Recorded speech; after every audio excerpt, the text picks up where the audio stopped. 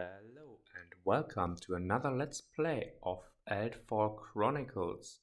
This time, as you can see here, we are at dawn and we drew the event card. Let me just get a little bit closer. Haunted Road. And with the Haunted Road, as you can see here, we have already placed it. We have placed our heroes, what you can see here. And with all this, let's go into the narrative part of this quest. You walk along the remains of a long abandoned road, its dislodged stones slowly overtaken by creeping moss and ferns. Short broken down walls line either side. The road curves gently, disappearing into a narrow gorge where the thick mist swallows it whole. To your right, the ruins of a once thriving outpost emerge, a cluster of dilapidated houses with collapsed thatched roofs and rotting straw. These homes, once alive with fur traders and hunters, now stand silent. Some of the homes bear the savage marks of destruction, massive claw marks gouged into the walls as though something far larger and more brutal had torn through this place. Some are blackened with fire, their beams charred and broken, likely from fire sparked in the chaos. The fluttering of the frayed banners that once proudly marked the outpost is the only sound you can hear. Okay, with all this, as you can see here, we place the tiles, we place the heroes, and we position Encounter 1, Common Loot, and Intrigue token. And now, quest rule Feeding Grounds. We have to roll a d20 and on a 17 to 20, we read a secret log. Let's see what happens. A 16, close, but we do not read the secret log. And let's jump over to the other side. Here we have quest ends if all heroes leave the field through the exit. And before we go to this, let's go with the weather check. Daylight, skilled savages, sleet, we have one weather, and dense haze. Okay, we have two weather conditions. And if I remember the rules correctly, I am able to choose, but I will just have a quick look at it before we continue. I was right, and we are allowed to choose one. I have chosen sleet because now the environment is considered dense, which might be a good protection against potential Oni marauders. And for my synergy card, this time I did not forget it, I have chosen the Whirlwind Slash. I will attempt to unlock it. And to do so, we have to exploit weak points and cause more than one wound to a hostile engaged by another hero in the same activation sequence, so might be interesting. And with all that said, let's see what happens. And we will start with Sagan, as usual in this, activating the first Intrigue token. Before we go now over and read what it happens. The air grows colder, your breath turning to icy mist. It's not long before you notice tiny floating specks drifting through the fog, faint at first, like flickering sparks of light in the gloom. Slowly they begin to coalesce, their shapes disorienting and stretching until they take the form of wailing apparitions. Faces twisted with pain and fury, emerge from the mist, their hollow eyes glaring as they hiss and claw furiously the air. Okay, place Encounter 2 and roll 2 die. Let's see. 18 and 14. Apply the lower die on the hostile chart and the higher die on the hostile modifications. So here we are. With a 14, we will get 2 Vengeful Spirits, 2 spaces west of 2. 2 spaces west, 1, 2. Okay, it will be here on the corner. And hostile corresponding. Apply the corresponding results to all Vengeful Spirits for the remaining of the quest. 18. They gain the Demon trait. Okay, -2 on moral checks. As if there are fewer than 2 Vengeful Spirits on the field, place 1 Vengeful Spirit 2 spaces in front of the first hero. Okay, this is an interesting quest, and I will just place the Vengeful Spirit, and I'll let you join you as soon as I continue with the game. Okay, with the Vengeful Spirits placed, and also the Intrigue token, let's continue with our heroes. Sagan's second activation. second movement space, sorry. And he will use his activation to go 1, 2 up to here to run, basically. That is his first activation. Nara would have used her as usual spectral side if I have no idea what happens. 1, 2, 3, 4, 5, 6. She will use her first activation to run. Anari will walk 1, 2. And now let me just switch hands and take a look at the spells. How much reach does she has?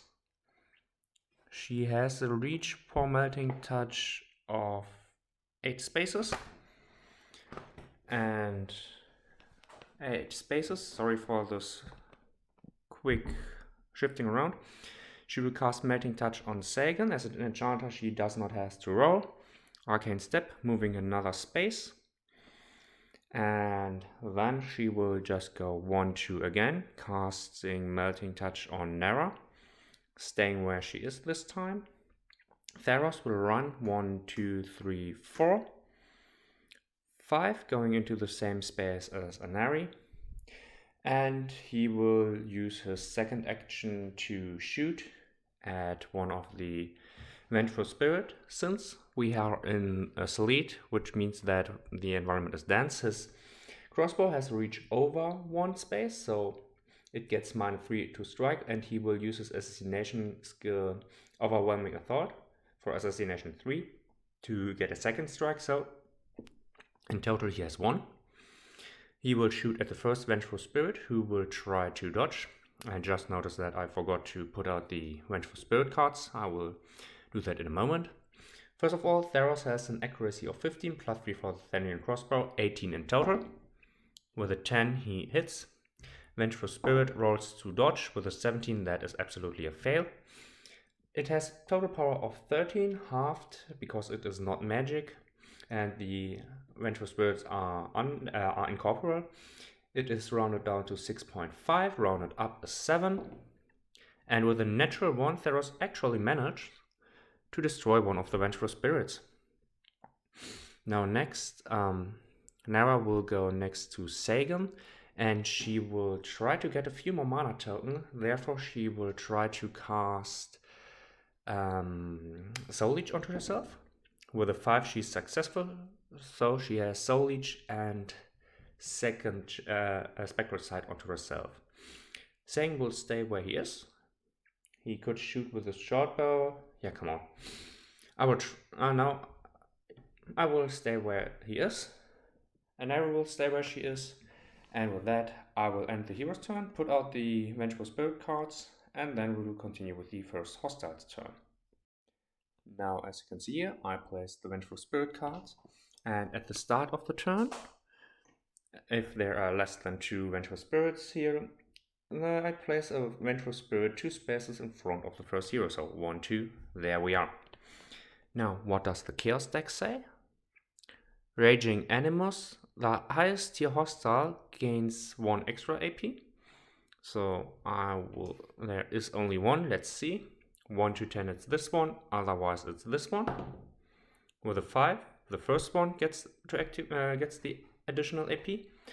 And I will start with this one too, because he has the capacity to move 2 spaces, as it is here. And this allows him to go 1, 2 in the same space as Sagan and Nara. I will just roll to see who of these 2 he will actually attack. 1 to 10 Nara. With a 6 it's Nara, therefore Sagan activates and uses his Protector skill because Nara is his partner. And Sagan will use a defend action because he has the Square Off synergy card, which allows him to use his Protector skill for free and gives him a strike 1 attack with knockback 1. And since he is a Sentinel, he gets a second attack. And he will also use his his Combat Arts Fencing 1 from Masterful Parry to reduce the Vengeful Spirit's offense by 3 down to a 10, from 10 down to 7. And Sagan has the Bolts of Prowess synergy card when he is enchanted by another hero, which he is from Anari. He will get +3 to offense and defense. Since he has a defense of 16 +3, he's at 19. So let's see what this is. 20 and a 5, therefore only one hit. The Vengeful Spirit, offense of 7 with a 15, fails. Therefore the 5 is a hit. He has a power of toughness 13 +2, 15. And since he has a magical attack ignoring armor, he also ignores incorporeal. Therefore is he able to wound. With a 17 he is not, but he will not use the knockback to keep the Vengeful Spirit where it is. And since Sagan was able to hit him, Theros is able to use his Sequented Assault synergy card, which is put in combination with Sagan. And when Sagan hits an enemy, he can perform a free strike 1 attack against that enemy during the same activation sequence. Once again, Overwhelming Assault to get a second attack because of Sleet only 1. Hitting on an 18 or less. And with a 19, Theros once again, this time, misses. The Vengeful Spirit's second from 3 attacks, 1 to 10, once again Nara. It's a 15, this time he attacks Sagan. Sagan will spend an activation point to react by himself. Therefore, it's the same procedure as earlier. 1 attack because of a defense roll, reactive roll. 1 attack because of Sentinel. He will use Combat Art Fencing to reduce the offense. Let's see what Sagan gets this time. Oh, double 20, so Sagan fumbles this attack. The Vengeful Spirit with a 7 also fumbles. And will Nara activate? Yeah, Nara will use this. Yeah, she will wait. Okay, next, the last action of this Vengeful Spirit. With a 16, he will attack Sagan once again. Same procedure as earlier. This time Sagan is also out of activation. 16 and 10. Therefore, with an 18, the Forgotten Spirit, the Vengeful Spirit loses this confrontation. 2 hits. And with a 3 and a 16, Sagan is able to destroy this Vengeful Spirit. Let's continue with this one, which has to make a run action to get into the same space. And this time Nara will activate because Sagan is out of activation points. Nara has 1 attack because of her reactive roll. She has an defense of 13, but since she is engaged with the same hostile as her partner, Sagan, she gets +3 to her defense. Therefore, we are at a defense of 16 in total.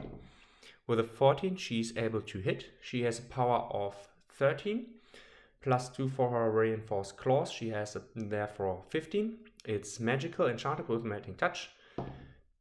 At 5 is enough to destroy this Vengeful Spirit too. And since she had Soul Leech onto her, she gets a mana token. And now, there are no other hostiles here on the field. I will already shuffle the Chaos deck, and then I will continue with the hero's turn.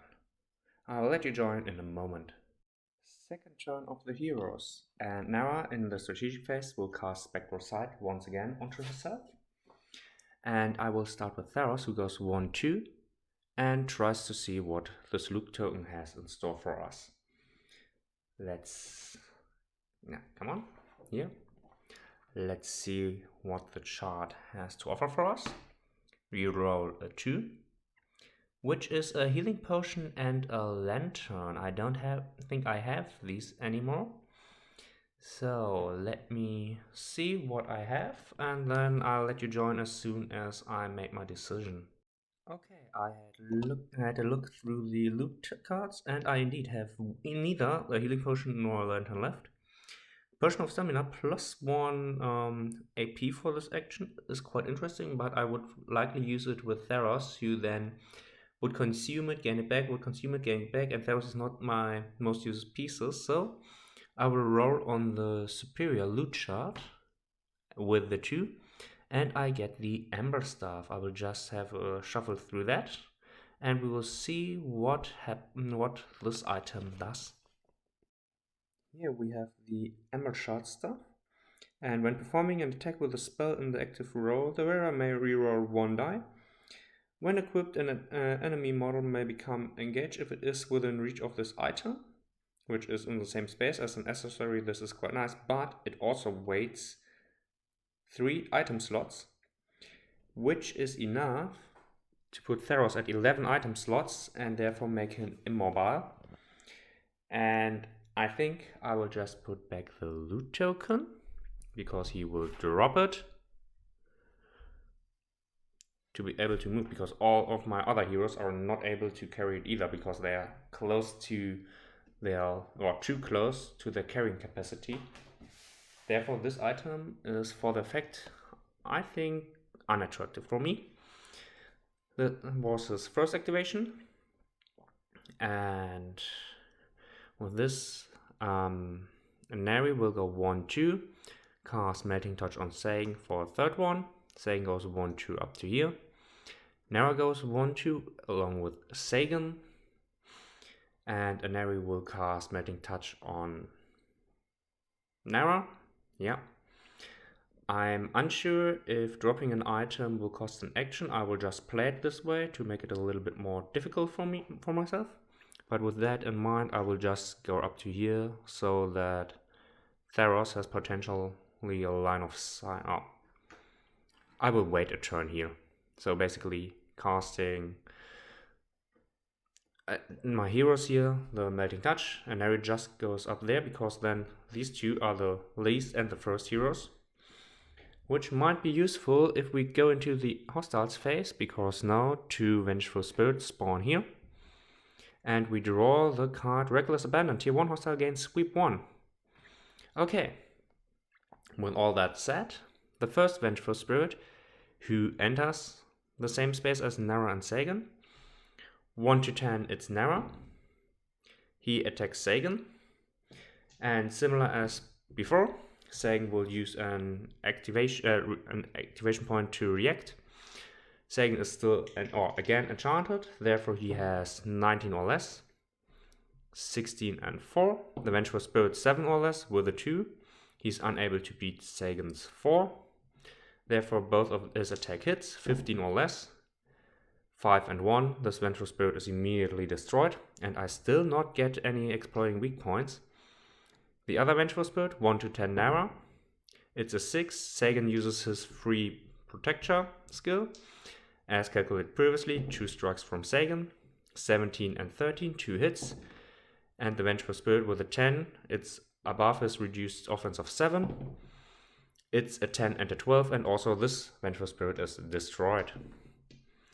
So, the heroes are making great progress. Now, hostiles turn finished. I will reshuffle it in a minute. But first of all, let's go here. Nara Spectral Sight onto herself. Sagan runs 1, 2, 3, 4. Nara does the same. And Neri 1-2 and casts Melting Touch on Sagan. Then 1 and casts Melting Touch on Nara. This is a 2 space field. And then Theros will run 1, 2, 3, 4. And he will stay here. Just if there's an Oni Marauder with a sweep, he will only hit Theros. Now I have to reshuffle, and we will see what happens next. Okay, it's the next hostiles turn, and let's see what happens here. Brief Respite. One hero may spend 1 activation point to remove 1 wound. We have no damaged heroes, and I forgot to put down the Vengeful Spirits who are up here. And the first one goes up 1 space, and let's see, 1-10 it's once again Nara. It is definitely Nara, where Sagan will intervene. Same as previously. Sagan rolls a 16 and a 13. Therefore 2 great rolls. The Vengeful Spirit with a 16 fails this attack. And magical attack and ignoring armor and burn. This Vengeful Spirit is once again destroyed. The next one, let's see, 1-10 it's still Nara. 6 it's Nara. Sagan will take this with Protector, 4 and 15. The Vengeful Spirit 13. Sagan wins again. And a 3 is enough to destroy this Vengeful Spirit, while the 20 is not. Therefore also destroyed. Hero's turn. No enchantment. Nara casts backward sight onto herself, and Sagan, unenchanted, goes up to here and activates the second encounter token. We will just go down here. Encounter 2. As you battle your way through the restless spirits, you reach the crossroads. Large shapes loom in the fog, circling slowly, their movement deliberate. In the center of their watchful orbit, you glimpse the outline of an object lying on the ground. Roll a die and spawn a corresponding hostile from the hostile chart. We have a 17, which will be an Orni Marauder with 2 wounds and the Incorporeal on 4. Okay, this is quite interesting. I will just, here, the Orni Marauder. I will just place it down and then we will continue with the game. Okay, I placed the Incorporeal Orni Marauder up here, and this was Sagan's movement, so Sagan will also spend his activation to have a look at the Intrigue token. You came up the corpse of the Marauder, its body savagely torn apart. Something huge had gnawed at it, leaving the half-eaten remains discarded on the ground. Heroes may immediately look at the top card of the Path deck. I believe that the Path deck is the event deck. At least I will just do it. Last time I didn't do that, so I will just see what is this. And the next one is Putrid Bog, so therefore this is another side quest we will do afterwards, but we will do that after this one, and then we will have a stop at the next main quest. So everything is fine. Now Anari will walk 1, 2, cast Melting Touch on Sagan.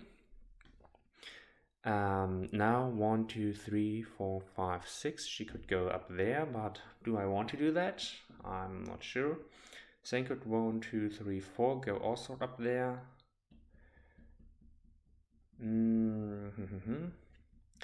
I will let the Orni Marauder come closer, and I'll do that by Nara going here, then Nari going one space back to Nara, casting Melting Touch onto her, and now Theros.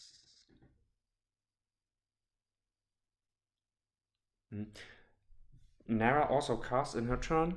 She tries to cast Leech Life onto Sagan, which is successful with a 12. She has an intelligence score of 14. So if Sagan does a wound, he regains 1 wound. Theros goes up to here,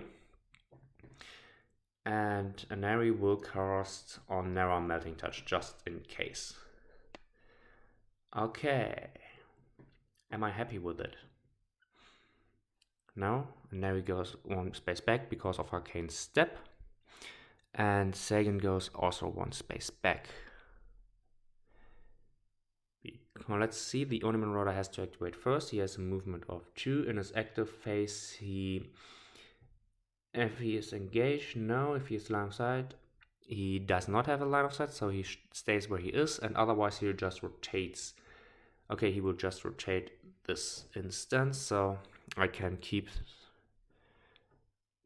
these 2 actually here, Nari there, because there's no line of sight. Next, Chaos card. Tier 1 hostile gains sweep 1 for this turn, which is nice because these are the 2 Vengeful Spirits, and the first one will go into the same space as the heroes do. And let's see, 1 to 10, it's once again Nara. It's Sagan. Sagan will react as previously.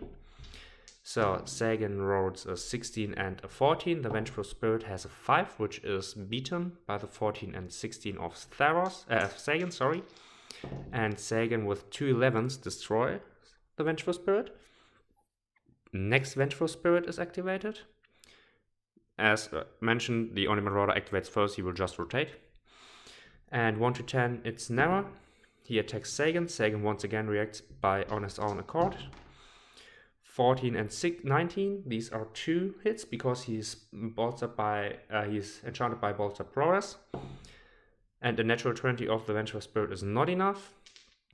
And 15 and 20, the 20 is not enough, but the 15 is just barely enough. to destroy this Vengeful Spirit without giving him any weak points. I think I have to destroy the Oni Marauder and then wait a few turns to get the Vengeful Spirits, a few weak points onto them, and be able to farm enough synergy points for the, what was it called? Whirlwind Slash? Yeah, Whirlwind Slash. Okay. With this I also have the dense terrain, so this attack is modified by -1. Let's see Hero's turn. Nara casts Spectral Sight onto herself. And 1, 2, 3, 4, 5. Nara will try and make a dodge action. We have here a 3 space, so my idea is Nara dodges into the same space as the Oni Marauder, then Sagan can go 1, 2, 3, 4 and be also engaged with the Oni Marauder. We will see how successful this will be. So Nara 1, 2, 3 and she will dodge. 1. The Oni Marauder will attack with 1 die. He has a defense of 10. With a 6 this would be a hit, and Nara tries to dodge with her agility of 13. This is a cock die. And she just rolled a 13, barely enough, but she also would have the Devotion of Oberon, which allows her once per turn the wearer may reroll one failed agility roll. So she successfully dodged into the same space as the Oni Marauder, who activated first. Now Sagan uses a run action 1, 2, 3, 4 to get in next to the Oni Marauder, who will now attack Sagan with a second activation. Sagan will not defend. With an 18, the Oni Marauder misses Sagan. Okay, now out of activation points, it might be the smartest move for Nara to attack because of her claws. She has 2 strikes usually, and since the Oni Marauder is out of activation points, she gets a 3rd attack. She is engaged with the same enemy as Sagan, her partner, therefore her offense of 16 is boosted to 19. 16, 5 and 15, these are 3 hits. She has a power of total 15, the Oni Marauder has armor 3, therefore 12 or less. Come on. 12 and 3, but this one is also incorporeal. Therefore, her power of 15 is rounded down. 15, 7.5, rounded up 8. It is 1 wound and 2 weak points. Okay, 2 weak points. It is still a tier 3 hostile, therefore this is not enough. Theros 1, 2, 3 goes up to here.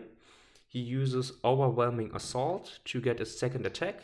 18 or less to hit with his Thenian crossbow. -1 because it's dense, therefore only 1 hit with an 18 and a 17.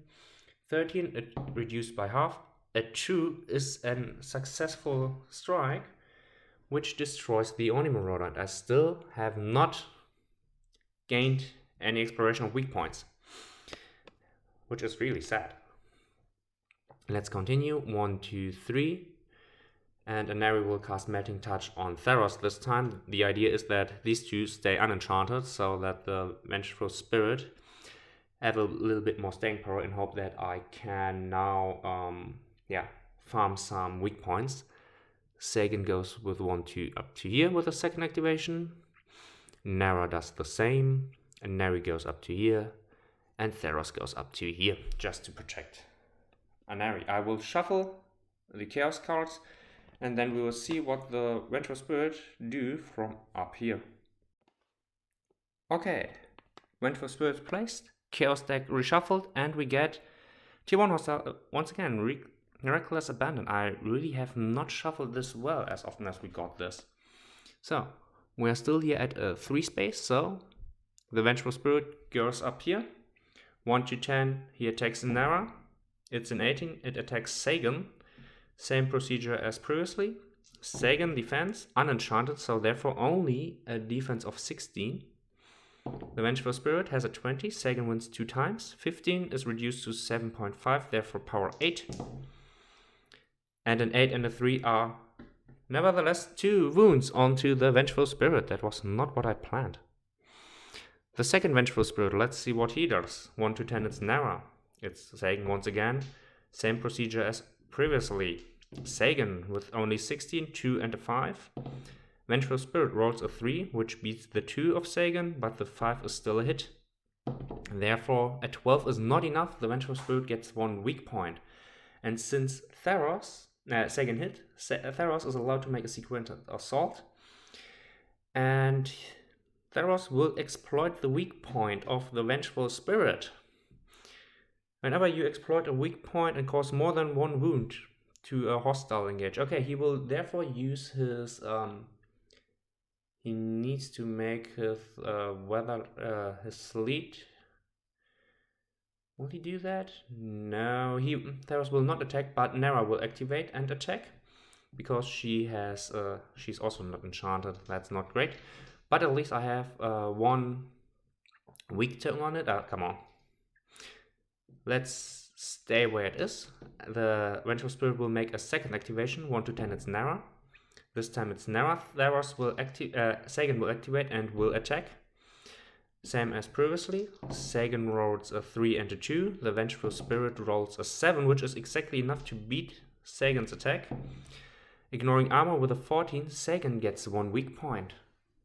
And since he was cured, this one is actually relevant. Maybe. But Sagan still has the Hanya, so it is ignoring it. Now it's the hero's turn. Nara casts a Spectral Sight onto herself. And Anari will cast a Melting Touch onto Sagan, who has Martial Gravitas, which allows him, as soon as he is enchanted by another hero, make a strike 1 melee attack. Cannot be modified. He will not do that, because what I'm planning now is to activate Sagan. And Sagan will go all out, making 3 strikes. 2 because of his weapon, 1 for Fencing Art 3, second chance, and the Vengeful Spirit has only a defense of 8, which he will just roll. With a natural 20, he will fail. Sagan, offense of 19 or less, 7, 7, 2. These are 3 strikes. 15 or less, 2, 3, and 8. These are 2 wounds, which is the first synergy point. Okay, this is more difficult than I expected. I will reshuffle the deck. I can already put down the hostiles. Sagan's enchanted, Nara is not. So let's see what happens in the next turn. Let's start once again with the Chaos deck. Sun Ember, spawn 1 tier 1 hostile on the space that has Intrigue token. If it's not the case, no Intrigue, spawn hostile behind the last hero. So it is 1 space, so it will be there. Let me just grab the Bone Walker and let them join the fray. Okay, with the Bone Walker placed, let's see. 1 to 10, the Bone Walker activates first. It's a Vengeful Spirit, which will go into the same space. 1 to 10, Nara. It is Sagan. Sagan is enchanted, so Sagan will use his usual strategy. 19 or less, 4 and a 3. The Vengeful Spirit has a 7. It once again wins the confrontation. And with a 17, it's failed to put a wound on Sagan, but another weak point. Second activation of the same Vengeful Spirit. 7, it is this time Nara. And Sagan will use his free Protector skill to attack. Nara will wait. Sagan rolls 17 and 2. The Vengeful Spirit a 3, cancelling the 2. And is Sagan able? With a 9, since his attacks are enchanted, this Vengeful Spirit is down. Sagan already spent 1 activation. Let's see. 1 to 10 is the the Bone Walker. 1 to 10 is the Bone Walker this time. And 1 to 5, 6 to 10, and 11 to 15, otherwise reroll. 7, it will attack Nara, which means it goes up to here. Sagan will react. Sagan rolls a 2 and a 6. The Vengeful Spirit is in the offense of 11. Minus 3, it's 8. 4 is not enough. Sagan gets 2 hits. 12 and 17. 12 is enough to destroy it. 17 is not. The last Vengeful Spirit. 1 to 10 Nara. 15, it's Sagan. Sagan once again activates and attacks, same as previously. The Vengeful Spirit with a 6 will hit, but the Vengeful Spirit's hit 6 is cancelled by the 8. And Sagan's own 6 is not cancelled by the other 6, so 2 hits. 14 is enough, the 18 is not, and this Vengeful Spirit goes also down. I could continue trying to farm it, but this will be not interesting. I already waited 1 turn, 2 turns. So I will just end the game here. 1, 2, 3, 4 Aneri leaves, 1, 2, 3 Sagan leaves, Nara leaves, and Theros leaves. With this, we have finished the game. Since we finished this game, we will just put up the time marker, and as we can see now, this was our second event we completed from the Sacred Grove to the, what is it called, Hanging Valley Shrine, and next time we will do the Hanging Valley Shrine, so another main quest. Before we will go to the right, and here we have another side quest as we have sawn. So thanks for watching. I hope you enjoyed this Let's Play, and hope I see you next time. Have a nice day. Bye.